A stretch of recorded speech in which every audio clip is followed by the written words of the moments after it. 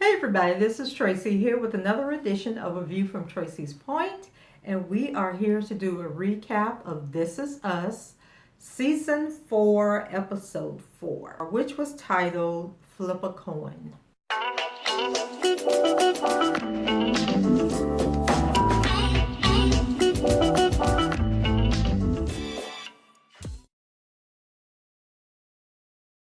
So I missed the recaps for Episode 2 and Episode 3, which I apologize for, and I finally realized if I don't sit there while I'm watching the show the first time and take down the notes, I'm probably not going to get back to do the video. So I got to really make a conscious effort to take my notes while I'm watching it the night that it airs, and then try to get on and do the video like the following day so that I can stay abreast of this, because I am committed to this season of This Is Us, because everybody was wondering how the show would continue on once we knew that Jack, how Jack died. And so I don't know if I mentioned this in the last recap that I did, but I just feel like with Randall and Beth's family still in Philadelphia and then everybody else out on the West Coast, it's almost like there's two shows taking place. So we have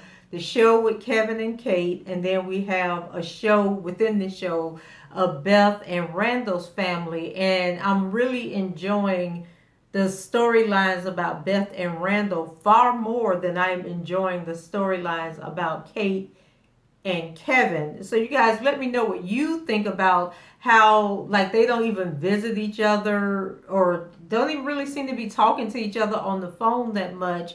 And it's sort of like, and I don't know if it's intentional that they're doing this or it just turns out that way. Maybe they are testing each one of them, to see which kid could have a spinoff that would be really strong enough to carry a spinoff. But I know I post every week when This Is Us is on that I think that Beth and Randall need their own show. Like they need to just go off into the sunset, and maybe that's what will happen once This Is Us comes to an end. But let's go ahead and get into the recap for episode 4 that aired last night. What we learned in episode 3 is that Kate and Toby, they bought a house, and so they have this new neighbor. And the neighbor is a grump. He got some medical issues. He pissed that they had the trucks parked in the driveway, blocking the sidewalk. And so by the end of the show, he's like really unloaded on Kate. But it's in like a kind of funny way, like he's this grumpy old man. But then he kind of realizes that Kate, is probably going to be sympathetic to his needs. So he kind of doesn't want to break down and show a softness, but he also wants Kate, to be his friend. And so we see that friendship kind of develop. And then the other thing that happened in episode 3 was that they had a doctor come over, or a therapist come over, that's going to teach them how to deal with the fact that Jack is blind. And so the girl from the I think it was the weight loss group. Remember, Kate used to belong to that group, and then she made friends with the little skinny girl, who I think is anorexic or something. Well, she was one of the people that came over that's going to be important. And so they were learning, like when you have a child that's blind, how you can't change up things a lot. If they like the furniture as it is, they need to keep the furniture that way. So Kate and Toby, they're really, like having a hard time dealing with, the fact that their child is blind, but they want to do everything that they can to help him in life. And we also learned that Toby, he's dealing with things a whole lot different than Kate is. And so he's been going to the gym, working out. He's lost a whole bunch of weight. He's starting to develop muscle. And so when everybody was asking Toby, well, what's going on? How are you losing this weight? He's saying, oh, it's the stress. It just, the more you stress, the more the weight falls off. And then Kate's looking like, okay, well, too bad it doesn't work for me. And then he jokes and says, okay, well, you're not stressing enough. So we know that Toby's weight loss at some point is going to be an issue, and it's going to come out, and a little bit of it came out in this episode. When the last episode ended, the grumpy neighbor, had told Kate about, all he wants to do is to walk so far, but he can't do it because they got this truck or whatever blocking the driveway, and it's just really messing with his head, and that they better move it or he's going to call like the city or call a tow truck and have the vehicle towed. And so when the show ends, he's getting ready to walk that morning, and Kate comes out of the house with Jack in the stroller, and then she's like, I'll walk with you. I can't walk fast either, but we can get it done together. So on episode 4, we got the new neighbor, and he is a real trip, but they've made this bond together. And so Kate, I thought was real funny in this episode, and she reminded me so much of my daughter, because my daughter had her first child. Actually, my grandson would be 1 on November 1st. And so she calls, and she lives out in California, and she's like, oh, we're going to take this music class at the library, or we're going to have story time at the library. And I'm sitting there like, the child's 6 months old, does he really understand that? And she's always telling me what she's read in some book, and I'm just like, okay girl, whatever. And so when Kate was talking about taking Jack to this music class at the library, I just immediately thought about my daughter. And so most people who are parents know, like the first baby, you do all this crazy stuff, you're reading the books and you want everything to be perfect, but by the second and third child, you could care less what's going on with that baby, and like long as somebody willing to take the baby and take care of it. And so they go over to the music class, and Jack isn't comfortable. They making all this noise. The lady who over the class, she's all loud and hyper and everything, and the kids have instruments that they're each supposed to be playing. So Jack is freaking out, and he's crying, and he's cranky. And then and Kate, she's resisting the urge to jump up and run out of the room, to take him and run out of the room. And Toby's looking like, oh my God, I know Kate's going to freak out at any moment now. So, we all got to keep calm. And we have a flashback scene, and it's of Kevin going to do the pilot for the Manny. Remember, he used to be a member of, and remember, he used to be the star of this show called The Manny, where he took care of this baby. And so it's when he was actually auditioning for that. And it's like a disaster because the baby keeps crying, and they were recording before a live audience. And then we have Kate and Toby, they're in the car bickering and arguing over, the fact that Toby had forgot some monkey or something that, I don't know if it's a toy or something that calms Jack down, they don't have. And so they're bickering and everything. And then you can see that Kate is starting to show, her resentment at his weight loss during this scene. And so I wouldn't be surprised if Kate ends up falling for the neighbor, because one thing I noticed in this episode is that all 3 of the Pearson children, they're rescuers. They're not happy unless they're rescuing somebody else from a situation. And I think that's how they deflect from dealing with their own problems. And so we see this a lot through this episode. And so I really can see Kate pushing Toby away over the weight loss thing, and then getting closer to the neighbor, because now this is somebody who needs her, who can depend on her, whereas Toby has kind of like taken the lead that he's going to do what's best for him so that he can be a better father for their son. But Kate doesn't see it that way.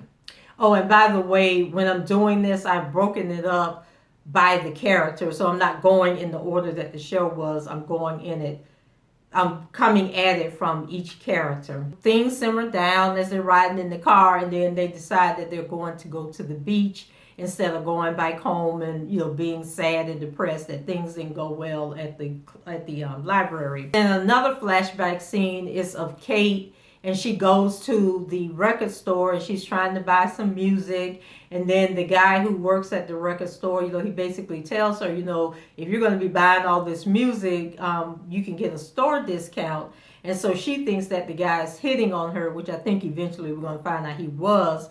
But he says that he was going to offer her a job, and then she could use her store discount. So Kate gets home, and she gives Rebecca this Carole King tape, and so they're playing the tape, and then she lets Rebecca know that she got a job at the record store, and Rebecca is really, really proud of her and happy, and so Rebecca asks Kate, come on, dance with me. So they're dancing, and then we have like these flashback scenes of Rebecca and Jack dancing together. And so we realize that this is after Jack has passed away, and they're staying in this hotel room or something, because remember their house burned down. And then Rebecca tells Kate, it's time for us to find a new home and to move forward and get on with our lives. And then we have a scene where Kate and Toby and the baby are at the beach, and they seem to be at peace. They seem to be happy, and Jack seems to enjoy the water. We move over to Kevin. So Kevin is harassing Nicky.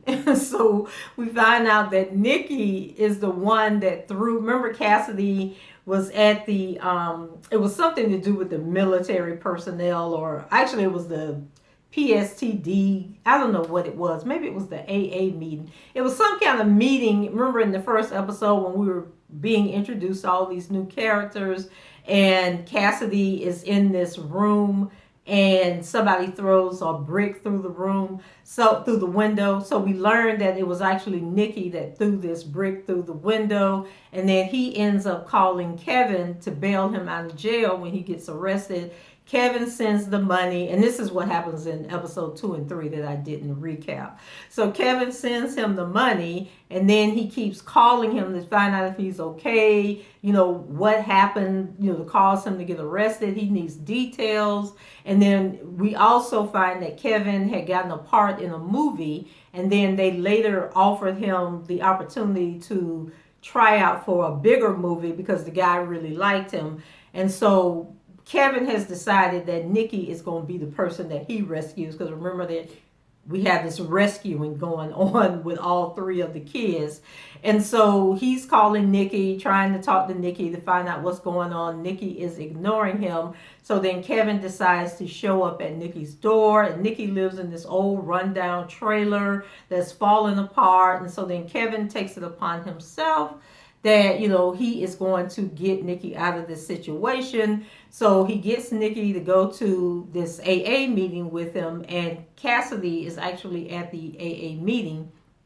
And so Kevin is telling this story about how it's the anniversary of, he found out that the Manny was being canceled, and so he's feeling some kind of way, and he's sharing with the group what's going on in his life. He doesn't have any purpose. He doesn't know what he's supposed to be doing. And so I couldn't figure out, because Nicky was at the meeting, but he was like standing off at the side, being sarcastic. But Cassidy didn't seem to recognize Nicky as the person that threw the brick through the window when they were at this, whatever was going on, this military group. And so then Cassidy starts laughing, and Nicky starts laughing. And so the lady at the group is trying to bring them all back together, but they're laughing hysterically. And then I think they ended up getting kicked out the meeting, because then Kevin started laughing also. In this episode, they're going to another AA meeting, but when they get there, they learn that there's a problem at the building, and it's going to be like 3 hours before they're able to get in. And so Cassidy got there first, and so she's freaking out and upset because she's just learned that her husband wants to go through with the divorce.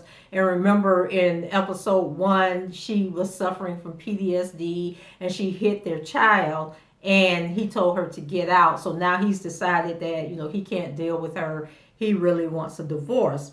So then Kevin and Nicky arrive, and so they're trying to figure out what's going on. So then they all 3 of them decide to go off together, and they end up at this car dealership that sells RVs.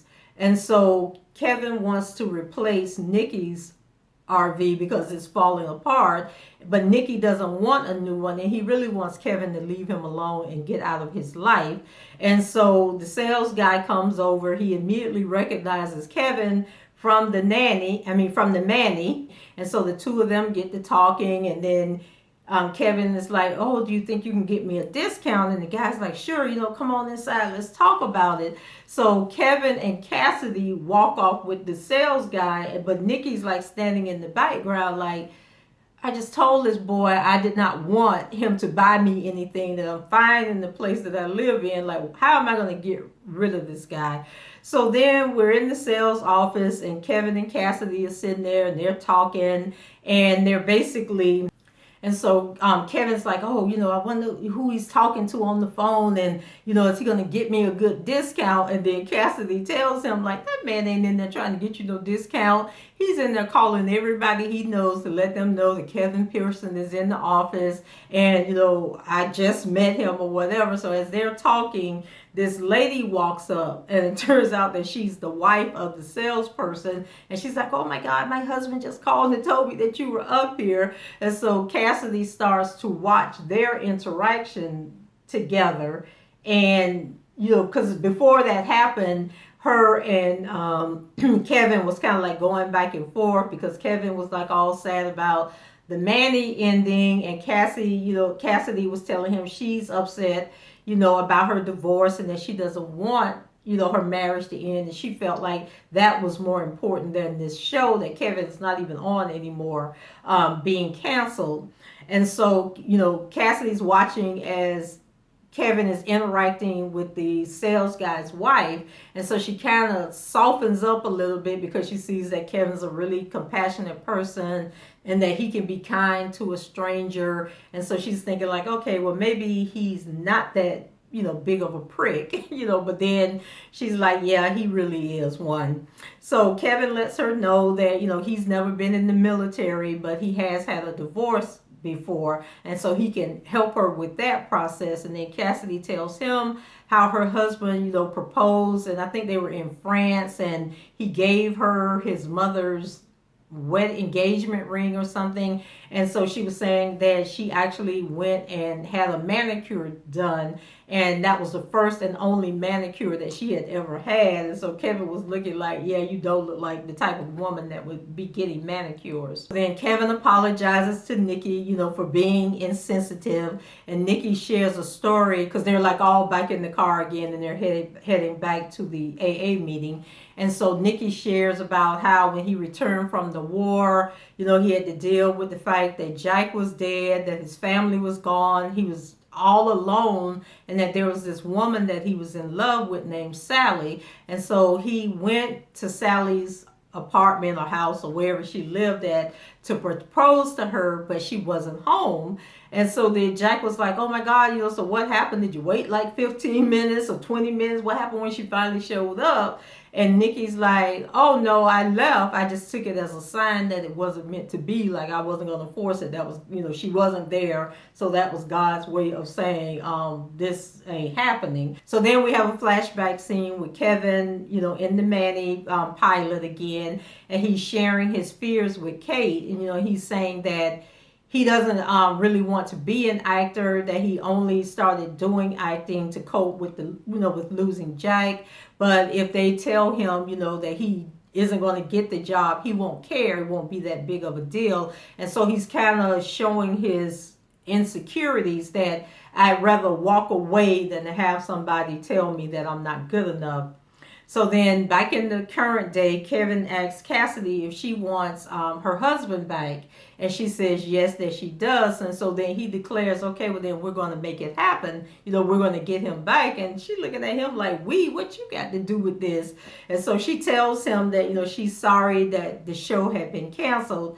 But, you can tell it that she was just saying it because she didn't know what else to say at that moment. So then Kevin starts to share, how he got the role as the Manny, because he was able to calm this baby down, and that was the only reason, because they were taping live before the audience. The baby was crying, everybody was cringing like, oh my God. And then he started doing some little trick for the baby to stop crying, and the baby took to him and relaxed and everything. And so they gave him the job for that reason, not because he was this great actor or that he was funny because the show was a comedy. And then he tells Cassidy, that he'd been thinking about that all day long, and that small decision actually changed the course of his life.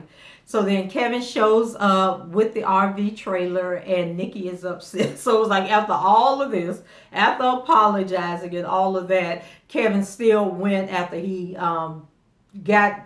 dropped Cassidy off. He still went and bought this huge RV. And so Nicky is like, I told you I didn't want that. And then Kevin tells him that the trailer isn't for him, that he's actually going to live in the trailer, but he's going to live in it on this land next door to Nicky. And so Nicky looking like, God damn, I ain't going to never be able to get rid of this fool. Then we go over to Beth and Randall. So Beth is panicking over the grand opening of her dance studio. And I think the dance studio had been open for like 3 months, they said, but it's like the grand opening where she's actually, getting ready to celebrate.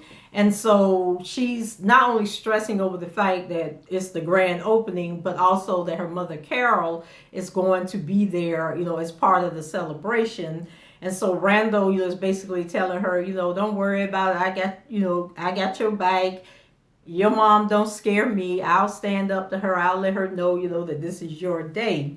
So then Deja comes down and asks if she can go hang out with a friend of hers. But Randall lets her know that Beth had been seeing her with this boy, and that if that's who she was going to hang out with, they needed to meet him first. So of course Deja like, oh my God. So over at the studio, Beth's mom and Randall are out in the parking lot, and so they're already in this tug of war going on. And so they're trying to get the food out of the car, and they're both fighting over like who's going to take the food, when Deja walks up and takes it from both of them and tell them, that they need to really chill out, that this is Beth's day.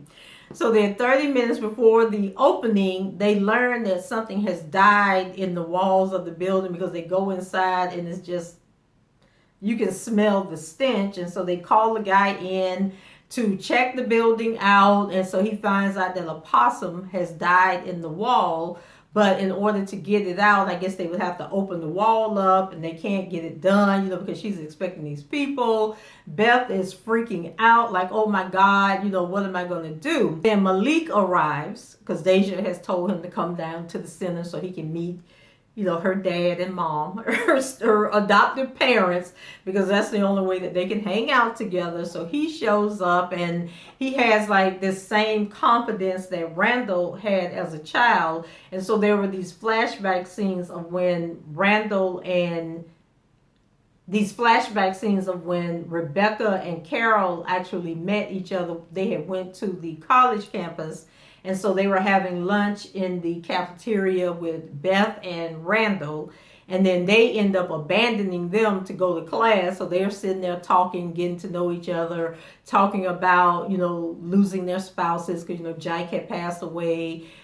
Beth's father had passed away. And so they were kind of like building this bond together. So we find out that Randall, basically has always had this like take charge, gotta be in control type of spirit. And so Malik kind of like had that same aura going on about him at a young age. And so he tells Randall, that he and Deja have a class together at school, but he's in the 11th grade and Deja's only in the 9th grade. And then he tells Randall that his father owns this garage. And remember, in the first episode, I thought it was the other guy that owned the garage, the one that Malik, that I guess the guy's a drug dealer or something, and Malik was asking him, can I work for you? And then the guy was like, no, because you're so-and-so's son, you're Darnell's son, I'm not getting you called up or whatever. So Darnell actually owns the garage. So anyway, Randall's trying to intimidate Malik, and Malik starts talking about his daughter, and Deja's about to have a heart attack. And so Randall is freaking out because he like, is this boy sitting here telling me that he got a child? Like, what's going on? And so Malik wasn't holding back. He was like, yeah, I got a 6-month-old daughter. Her name is Janelle. And, I have full custody of her. And Randall's like, hold the hell up. What did you say? You got a daughter? So just as he's about to go in on Malik and be like, you ain't dating my daughter, Beth comes out and announces, the part about that there's only one dead possum, not a whole family of dead possums. So then Randall tells Beth, about Malik, having a daughter. So Beth is about to have a heart attack at this point.